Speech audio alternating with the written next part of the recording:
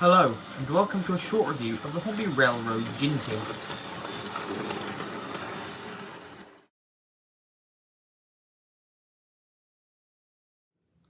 It comes in the normal Hornby Railroad box, and I like these boxes. They're a very striking red and yellow colour scheme.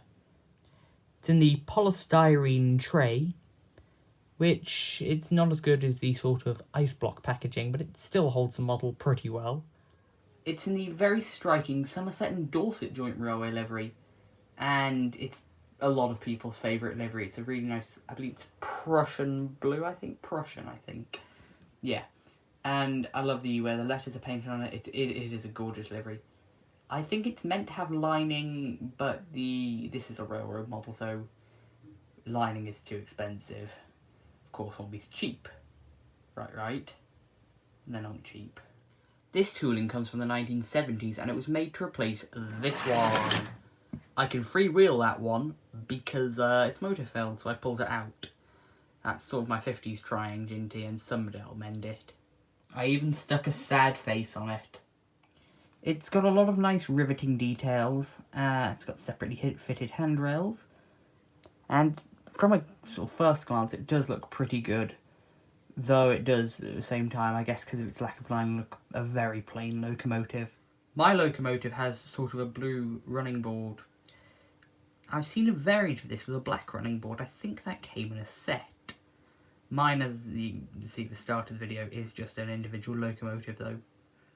One of my favourite little paint details is that 3P, 3G little insignia. Not an insignia. I don't think that's the right word I've used. Anyway, so it's a power classification of 3 and it's a mixed traffic engine. One glaring issue with these locomotives is that very chunky coal. In real life, you'd have to do a serious amount of smashing with a pickaxe to shove that lot into the engine's firebox.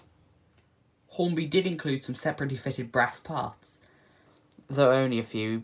This is a 70s tooling, so they didn't have that many sort of features on these sort of older locomotives. They're still nice, but I do think, how hard is it to sort of update these toolings and stuff, considering that the sort of 4P's now got all this separately fitted detail and stuff, and just looks better. The 3F now got an extended running board so it become James and stuff. I wonder how hard it actually is to upgrade these older toolings to sort of bring them up to scratch.